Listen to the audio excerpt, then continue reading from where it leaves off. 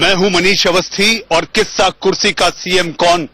फिर एक बार इस सवाल को लेकर हम वहां पहुंचे हैं, दक्षिण गुजरात की राजधानी सूरत। जी हां, सूरत केवल दक्षिण गुजरात की राजधानी नहीं तो बल्कि देश की अर्थव्यवस्था की राजधानी कहना गलत नहीं होगा, क्योंकि देश की अर्थव्यवस्था की सूरत बदलने का जिम्मा भी सूरत पर ही आता है।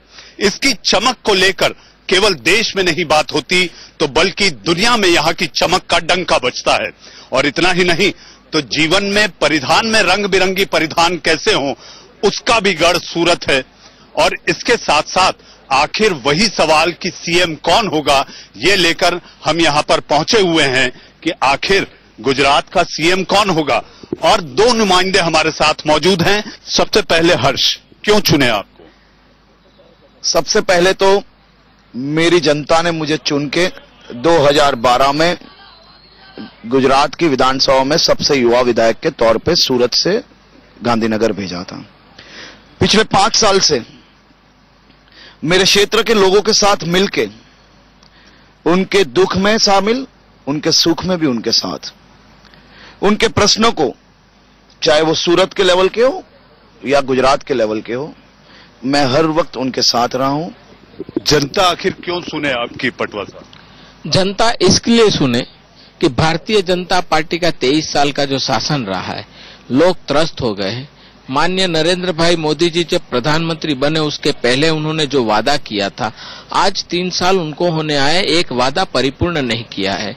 और आज जनता इतनी परेशान है, नोटबंदी की मार, फिर जीएसटी का वार, उसके बाद जो बेरोजगारी आई है, धंधा रोजगार खत्म हो गया, व्यापार खत्म हो गया है।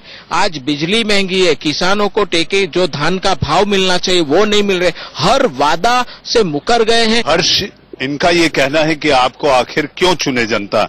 आपने वादों से मुकर गए, आपने ऐसा कोई काम नहीं किया, जनता परेशान हैरान। देखिए, सबसे पहले तो मुंगेरी लाल के हसीन सपनों जैसी बातें हैं कांग्रेस की गुजरात में। मैं मान सकता हूं कि चुनाव के वक्त आरोप प्रत्यारोप लगाना ये उनकी पुरानी आदत है, लेकिन गुजरात के बारे में, गुजरात के विकास के बारे में अगर कोई भी कांग्रेसी सच्चे दिल से हाथ रख के दिल पे बोल पाए कि विकास नहीं हुआ है तो मैं उनका जवाब देने के लिए जनता से पूछते हैं कि आखिर विकास हुआ क्या? चुनाव के दौरान नारा नखरा नाटक राजनीतिक दलों द्वारा चलता है, वाकई इस दौरान 20-22 साल के कार्यकाल में क्या वाकई विकास हुआ है? ऐसा है कि ये भाजपा के शासन का करिश्मा है कि पिछले 20-22 सालों में भारत की 150 नगर निगम और 150 म्युनिसिपैलिटियों के जो पदाधिकारी आके यहाँ पे आके ये सर्वे करवे गया कि आखिर सूरत मॉडल है क्या, हमें इसकी, और इसमें अधिकांश कांग्रेसी थे। और मैं आपको बता दूं, इस 50 लाख की आबादी में 30 लाख लोग हम राजस्थान, मध्य प्रदेश, उत्तर प्रदेश, बिहार से आके हैं। कुछ तो करिश्मा है, इस तरह से हम टिके हुए हैं यहाँ पे। क्या सूरत में आपका कपड़ा व्यापार और ये सब, इस पे कोई बहुत बड़ा आघात हुआ इस दौरान? बिल्कुल, ये जीएसटी जो लगी है उसके चलते कपड़ा बाजार में काफी दिक्कतें आई है। जीएसटी आने के बाद हमारे व्यापार पे थोड़ा असर आया। मेन तो क्या है, पहले हमारी डिमांड जो थी नो जीएसटी वो गलत पहुंच गई थी। उसके बाद में 17 या 20 दिन की हड़ताल के बाद हमें सरलीकरण पे आ गए थे, लेकिन 4 महीने बीत गए, हमारा सरलीकरण नहीं हो पाया। तो हम सरकार से ये चाहते हैं कि अभी अरुण जेटली जाए, वहां मैंने अपने प्रश्न भी रखे तो उन्होंने हमारे को वहां पे 4 नुमाइंदों को दिल्ली बुलाया है। हम चाहते हैं हमारा सरलीकरण होए, हम इनसे आशा रखते हैं। हर्ष, जीएसटी, डीमोनेटाइजेशन, ये सारी बातें कहीं ना कहीं जनता को दुखी करी हैं, आप मानते हैं? देखिए, जीएसटी ये देश का एक ऐतिहासिक फैसला है। इतनी बड़ी आबादी वाले देश में पिछले 70 साल से बाबा आलम के जमाने से चलते हुए कायदे को बदलना एक बहुत ही बड़ी आवश्यकता है। राहुल गांधी जी जो सोच रहे जीएसटी के बारे में वो हम कतई नहीं ला सकते हैं, क्योंकि राहुल गांधी जी का ये मानना है। लेकिन आप मानते हैं जीएसटी में दिक्कतें हैं? मैं पूरी बात बोलना चाहता हूं कि जीएसटी में राहुल गांधी जी ये मान रहे हैं कि पिन से लेकर मर्सिडीज तक हर चीज पे 18% लग जाना चाहिए। मध्यम वर्ग के लोगों को रोज बेरोज जो चीजें उपयोग में आती है वो चीजों पे हम 18% नहीं लगा सकते हैं। कि जब जीएसटी लागू किया गया तो कांग्रेस का जो जीएसटी था, हम चाहते थे कि जीएसटी आए, तब उन लोगों ने बहुत विरोध किया था। जीएसटी इसलिए कि 1 नेशन 1 टैक्स की बात थी और 18% हाईएस्ट स्लैब था और कम से कम जो चीज जरूरत है उनके जीएसटी में मर्सिडीज 6% और ट्रैक्टर 18%।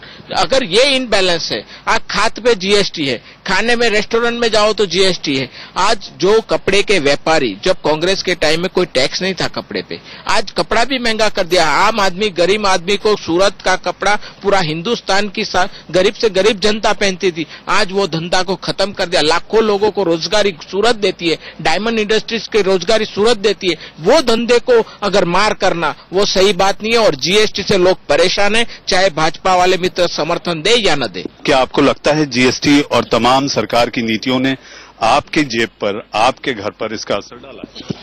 जीएसटी की असर उसी को लगी जिसने डमी कंपनी, बहुत सारी सूरत में डमी कंपनियां थे जिसका रजिस्ट्रेशन नहीं हुआ था, लोग फ्रॉड करके यहाँ से पैसा लेके भाग जाते थे।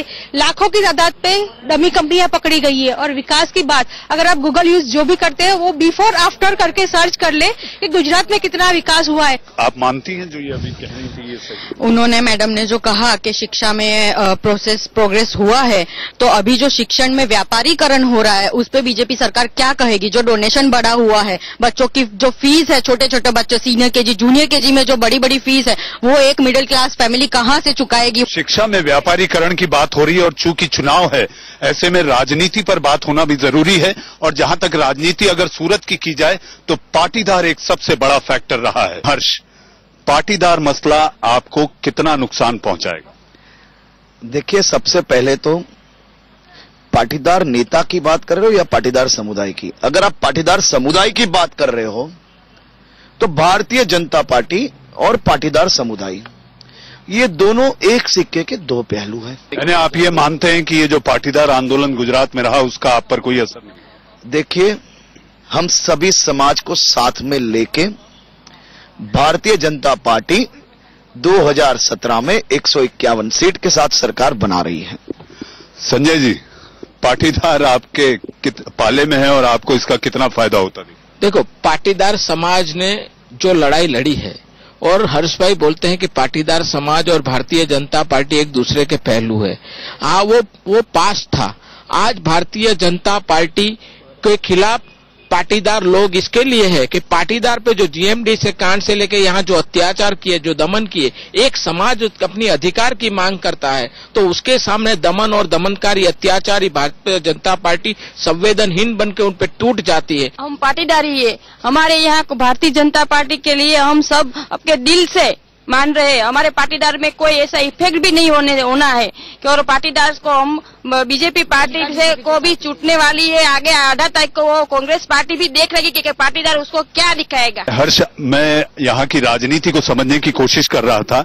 सूरत की 12 सीटों में से आपकी पार्टी ने 6 नुमाइंदे बदल दिए। क्या ये एक डर, दहशत कि वो चेहरे बदल दिए जाने चाहिए? जी ना, भारतीय जनता पार्टी एक बहुत ही कैडर बेस्ड पार्टी है। हर वक्त किसी ना किसी को चांस मिलता है चुनाव लड़ने का, सेवा करने का लोगों का। जो लोग बदले गए हैं वही लोग ये चुनाव को लीड कर रहे हैं। आप 6 उम्मीदवार जहां हमारे बदले गए हैं, वो 6 उम्मीदवार ये 6 उम्मीदवार को जिताने के लिए निकले हैं, ना कि कांग्रेस जैसा कि इसको टिकट नहीं मिली तो दूसरे सब। लेकिन हर्ष, प्रधानमंत्री 2 बार इस इलाके में रैली कर रहे हैं, दाल में कुछ? अरे भाई, गुजरात के बेटे हैं, गुजरात में आते हैं तो लोगों को क्यों तकलीफ होती है? गुजरात का बेटा है, गुजरात में आना उनको हक है। पटवा जी, क्या कारण था कि राहुल गांधी मंदिर गुजरात के मंदिरों का दौरा कर रहे हैं, मंदिरों में जा रहे हैं, मठों में जा रहे हैं? क्यों जरूरी लगा? गुजरात में जिस तरह से राजनीति भारतीय जनता पार्टी कर रही है, राहुल गांधी जी को सर्टिफिकेट लेना है, भारतीय जनता पार्टी के मंदिर क्यों जाए? मंदिर जाकर महसूस करे। जी हाँ, महसूस करे, लेकिन क्या महसूस करने वाली स्थिति बनी हुई है? बिल्कुल स्थिति बनी हुई है। गुजरात में इतना विकास हुआ भारतीय जनता पार्टी के राज में कि हम ऐसे गुजरात में नहीं, हम जैसे कोई विदेश में, अमेरिका वगैरह में रह रहे, ऐसा हमारे को महसूस हो रहा है। इतना देखो, सड़कें, हर चीज में विकास हुआ गुजरात के अंदर और आगे भी विकास होने वाला है। आजादी हुए करीब 70 साल हो गए हैं और 70 साल में अगर कांग्रेस का कोई नेता पर्चा पढ़ के अगर राजनेता करने निकलेगा, भारत क्या संभालेंगे वो? भारत क्या संभालेंगे, भारत क्या संभालेंगे? पूरे 70 साल भारत संभाला है। यहाँ बटन से लेके पाटलून तक सब कांग्रेस ने दिया हुआ है। ये कुछ खाली फेंकते हैं, कुछ करते नहीं, और कुछ इनकी कोई फेंकने के सिवा कुछ धंधा नहीं है इनका। खाली 3 सालों में ही विकास हुआ है, ऐसा चित्र खड़ा किया है। यहाँ पे गुजरात में 30 लाख युवा बेरोजगार, उनके लिए क्या किया है? शिक्षण का प्राइवेटाइजेशन कर दिया है। 95 के बाद एक भी सरकारी स्कूल या कॉलेज नहीं के लिए, उसके लिए क्या किया है? उसके लिए कुछ बोलते नहीं है। हर्ष, आप तो कांग्रेस से हमेशा हिसाब पूछते रहे, 60 साल का हिसाब दीजिए। 22 साल का हिसाब जनता पूछती है तो आप नाराज हो जाते हैं। राहुल गांधी जी, उनको हम जवाब देंगे। जो सुबह बोलते हैं 50 लाख लोग बेरोजगार है, रात को बोलते 20 लाख रोज बेरोजगार है, जिनको खुद को किसी आंकड़ों का अंदाजा ही नहीं है, जो खाली राजनीतिक बयान देना चाहते हैं और झूठ फैलाना चाहते हैं, उनको हम क्या जवाब देंगे? रही बात मंदिरों की, हमें मंदिर जाना उनका क्यों ऐतराज होगा? हम तो खुश हैं कि 22 साल के बाद इनको अकल आई कि मंदिर जाना अच्छी बात है। आप पर सीधे तौर पर आरोप है कि आप चुनाव के दौरान ही आपको मंदिर मस्जिद, देखो, मंदिर मस्जिद की बात करना और दूसरे मुद्दों से भटकना भारतीय जनता पार्टी के शासन में गुजरात त्रस्त है, गुजरात की जनता त्रस्त है। देश का जो 3 साल का मोदी जी का शासन है वो उसके लिए जनता त्रस्त है। वो बात नहीं करते, वो बात को भटकाने के लिए हिंदू मुस्लिम राहुल जी मंदिर क्यों जाते, ये बात कोई इश्यू नहीं है देश के लिए। देश के लिए बेरोजगारी इश्यू है, देश के लिए शिक्षा इश्यू है, देश के लिए सारवार इश्यू है। जो बात भारतीय जनता पार्टी नहीं कर सकी उसकी बात करनी चाहिए। इश्यू है, इसीलिए हर 5 साल में चुनाव होते हैं। और जहां तक बात की जाए निसर्ग की इस हरी कालीन पर बैठी सूरत की जनता ये तय करेगी कि आखिर विधानसभा की हरी कालीन पर कौन चलेगा। जी हां, देश के प्रधानमंत्री के प्रदेश का सीएम कौन होगा ये जनता तय करेगी और इसका फैसला आएगा 18 तारीख को।